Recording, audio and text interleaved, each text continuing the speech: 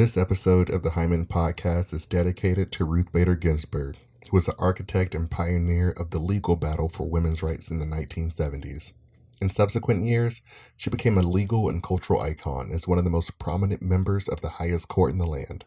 She will be missed, but her legacy will live on. From the Hyman blog and Press Play podcast, I'm JD Hyman. As a black man living here in America, I am living proof that while all men were created equal, not all men are equal.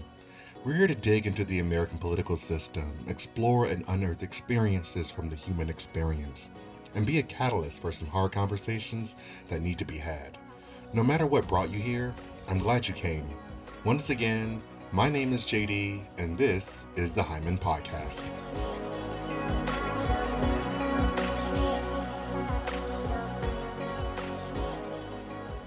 Chapter 2.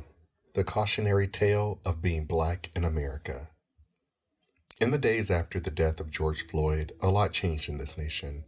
Tensions in America, especially in the black community, were already rising with the shooting deaths of both Ahmaud Arbery and Breonna Taylor.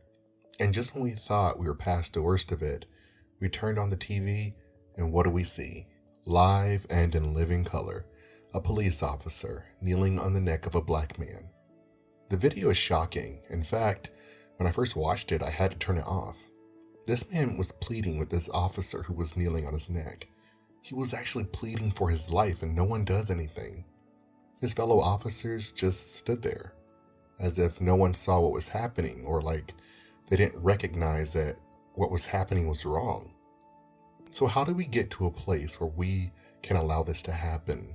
To the place where a police officer can sit on someone's neck for a period exceeding 8 minutes, and other officers just stand idly by. I'll tell you how. We built this society. In the ensuing days, a lot happened. Protests sparked in major cities across the nation. Riots broke out, and of course, looters. What started out as a free-for-all at your local Target soon turned into something much worse. Cities began to burn, statues were vandalized, destroyed. People were pepper sprayed. People took to the streets to demand justice. And what started as a demand for justice turned into a cry for equality. In light of everything that's happened in the past few months, 3 factions of people seem to have stood out in this country. The people who see the problem, the people who refuse to see the problem, and the people who are the problem. And unfortunately, the people who refuse to see the problem are seemingly part of the problem as well. You see, we live in a society where we're accustomed to brushing things under the rug. It's like the American Civil War happened and slavery ended and we just brushed that under the rug. The Civil Rights Act of 1964 happened and ended segregation and we just brushed it under the rug. But you know, a lot happened back then, and the scars of that era haven't quite healed, and quite frankly, I don't know that they ever will. Part 1. The Old Guard. Once, I took a trip to an art museum, and I came across an exhibit. It was called Back of the Bus, which featured illustrations and art from the artist Floyd Cooper. These powerful images told the story of Rosa Parks' arrest for her refusal to give up her seat on a bus in Montgomery, Alabama, which led to a 13-month bus boycott of city buses, which ended when the Supreme Court issued a decree that made segregation on public transportation unconstitutional. Speaking of Constitution, I only wish I had Rosa Parks' Constitution. I can only imagine what it must have been like to be on that bus while people were yelling and screaming at you and demanding that you get up. How it must have felt to have your humanity and dignity stripped away and put on display like an animal.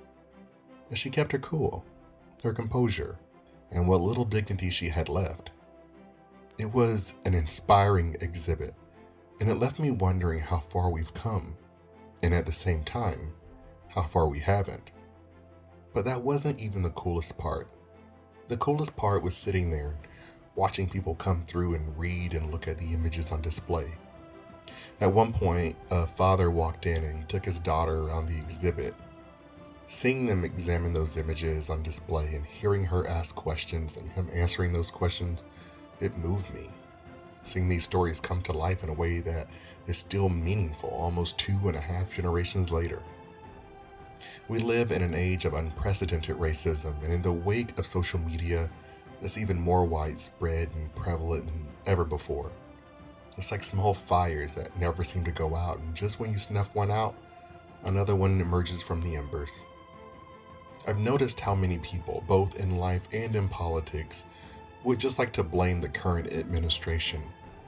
But I think that's ignorant, and I also think it's irresponsible to give one person so much credit for discord that's existed long before he ever took office. This isn't new, and people are always looking for someone to blame. Their parents, their communities, their politicians, their own ignorance, the list goes on. But no matter who at the end of the day gets the blame, I think we can all agree that actively blaming people does very little to rectify the problem at hand. In terms of progress, we have absolutely made some great strides, but we've also had some great setbacks. And while many of these setbacks speak louder than some of the progress, we can't forget how far we've come. We live in an age where you can be someone's sworn enemy without ever even knowing who they are. Political parties don't tell you anything about a person because so many people are single-issue voters. That's like saying you know everything about a person based on their like or dislike of asparagus.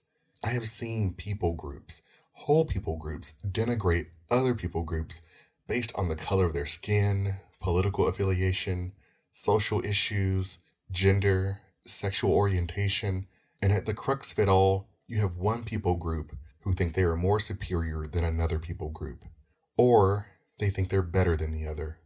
That is not what Martin Luther King Jr. stood for. And the fact that some people use his name, legacy, and words out of context is purely inappropriate. It's disgusting. He wanted people to be judged by the content of their character and not by the color of their skin. He wanted protests to be fought with meaning and not violence. He wanted life to be cherished, and more than that, he wanted our better angels to prevail.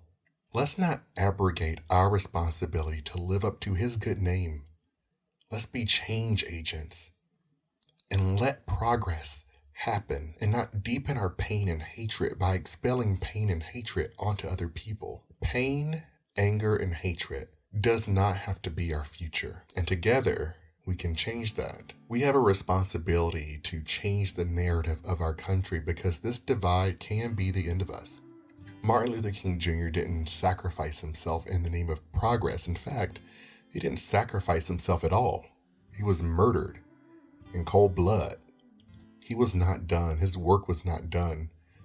His life was taken before it was over. And because of that, we owe it to him to pick up the mantle and finish what he started. Let's be better, because to be anything less is unacceptable. So why do so many white officers tend to find themselves in situations where they're standing over the dead body of a black man, woman, or child, only to walk away scot-free? Here's the thing. I personally know a state trooper and a detective. In fact, they are two of the most stand-up guys I know, and I know without a doubt that neither of them would ever do anything short of upholding the law and the constitutional rights of everyone they encounter. I am confident that not all cops are bad, but that doesn't stop me from tensing up whenever I encounter a police officer. And it has to be the same instinct that resides in a lot of black people that give them the inability to trust the police force in general. The disdain and vitriol that so many officers are faced with serves to further divide Black America and the boys in blue. But we have to remember that the good parts on that side of the blue line are just as upset about what's going on as Black America is. The problem is, some officers have to be willing to call out bad cops and punish the bad cops appropriately and proportionately. What I mean is that the officer who killed George Floyd, Derek Chauvin, had at least 17 complaints lodged against him for misconduct, yet he was still in the force. The culture of misconduct and allowing that misconduct to go unchecked and unpunished contributed to the current state of affairs. There are police officers all over this nation who don't understand the fact that They used to be called peace officers. They're still called peace officers. There are some who believe they are above the law and that they can circumvent the legal system and the constitutional rights of anyone they encounter, the Constitution itself, by either violating or suppressing the rights of the very people they were charged to serve and protect. There are some police officers who don't understand that they don't get to pick and choose which people they serve and protect. Police officers are too often protecting their own, protecting the way of life, protecting the old guard. And to whose benefit? Not the public, and especially not Black America. Part 2. How to make a quilt out of Americans. One of the topics I teach my ethics class is the principle of universalizability. And I know that's a big word, but right now is not the time for me to do a deep dive into the life and times of Immanuel Kant and categorical imperative, so I'll stick to the cliff notes. In short, the principle of universalizability suggests that an action is morally acceptable if said action can be universalized without bringing about a contradiction. Violence for the sake of violence is universally frowned upon, meaning violence can't be universalized because it contradicts the fact that a majority of the population find it unacceptable. In the case of Black America and the fight for equality and police reforms, to speak against the maxim Black Lives Matter can be construed as you're supporting the notion that violence perpetrated against Black people by the police is acceptable. It can also be construed that you don't believe that systemic racism exists or that there isn't a disparity in the justice system. Now, we are all free or free-ish men and women, and we're allowed to feel whatever way we choose about those topics. That's the beauty of America, and I won't deny you that. I will never deny you that. But, and I say this in the nicest possible way, if you disagree with any of the aforementioned topics, then get out of the way of the people who are trying to improve the conditions of the human experience in this regard. Because if you're not going to do anything to mitigate the problem, your standing there being a naysayer actually makes you part of the problem, and whether rightly or wrongly, your presence is a hindrance to progress. Wow. The United States has a long and storied history of violence towards African Americans. If one thing that history and memory teaches us is that the ghosts of our past can sometimes be just the thing we need to propel us to be better versions of ourselves. What American history has shown us is that the trail of violence all points to one group of people attempting to claim dominance over another group, and that in all this brokenness, all we see is history continuing to repeat itself. This isn't new. This isn't something that's happening for the first time. It's been happening. History shows us that the thing that was happening then is the thing that's happening now. Black people are still being persecuted because of the color of their skin. Black people are still being beaten down by circumstances. But I do see one thing. I see a people who have so much resilience that they still get up every day and fight for their right to exist, their right to live without fear. America is made up of every kind of person. Together we are woven at the seams in such a way that our existence sometimes depends on one another. And it should be noted that I believe that is a truly beautiful thing. Or at least I used to. One day I was walking in downtown Columbus, Ohio. I don't remember where I had been. I just know I was returning to my car. It was your typical walking down the street blasé kind of day. I came to a crosswalk, and as I waited for a car to pass, I didn't stare long enough to identify anyone, but they were white guys around my age. They had the windows down, and one of them leaned out the window and yelled, "Nigger." They laughed because they thought it was funny, I guess, and I stood there, shocked. Thing is, it wouldn't be the last time it would happen. Another time, I was walking back to work, downtown Columbus. I was walking in front of the Rhodes office tower, and as I walked past a group of white guys, one of them looked at me and said, "Watch where you're going, nigger." But I was watching where I was going. so much so that I wasn't even focused on them because I was looking straight ahead. I stopped, dead in my tracks, spun around, and one of them looked back at me, half smiling, half nod, as if he was in complete disagreement with his friend, but he was too coward to say anything. I then noticed I was surrounded by white people. A few of them looked at the guys walking past. Some of them purposely ignored what had just happened. Chief among them was a police officer, who in that moment opted not to protect me. It was a profound moment for me because I seemed to be more interested in all the people who stood idly by. The friend who stood idly by. The police officer who stood idly by. Martin Luther King Jr. said, "Those who do nothing while witnessing injustice and wrongdoing do worse than those who commit acts of injustice." He said, "The privileged have a responsibility to do what they know is right. Our lives begin to end the day we become silent about things that matter." I was sad because now I was witnessing firsthand what complacency looked like. I now knew what it felt like, what it smelled like: cold, stale. I recognized the ignorance of those people in both situations, and I had the opportunity to react in a way that was less becoming of my character, but I put the angry black man to rest a long time ago. And what's more is that I didn't need him. And I'll talk about him in another episode. What I needed in those moments isn't something that I could have done. It's what the people around me could have done. You see, this is the society that we've built, the quilt we've woven. But the thing about quilts is that you can always take out one square and replace it with another. But this is the country that we've built, where that type of behavior is okay.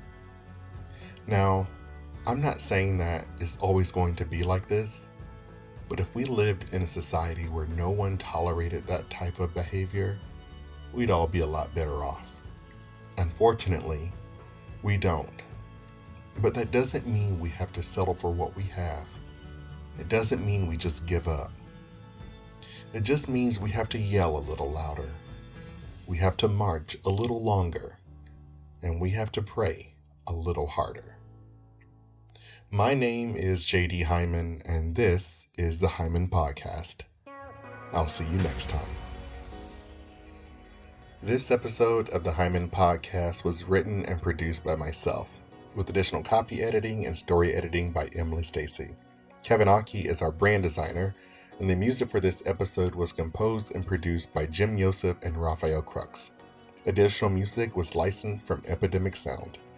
The Hyman Podcast is produced in part by Press Play Podcasts. Press Play is staffed by Chase Smith, our CEO and fearless leader. I serve as the Chief Operating Officer, and Brooks May is the Head of Content and Development. To learn more about the network, sponsorships, guest appearances, or if you're interested in launching your own podcast on our network, visit us on the web at www.pressplaypodcast.com. Promotional consideration for this season of the Hyman Podcast was paid for by Blank Shell Gaming, Grant Furnace Designs, and Buds in Bloom, New York. To learn more about this podcast, our mission and vision, as well as our sponsors, please visit us on the web at www.jdhyman.com.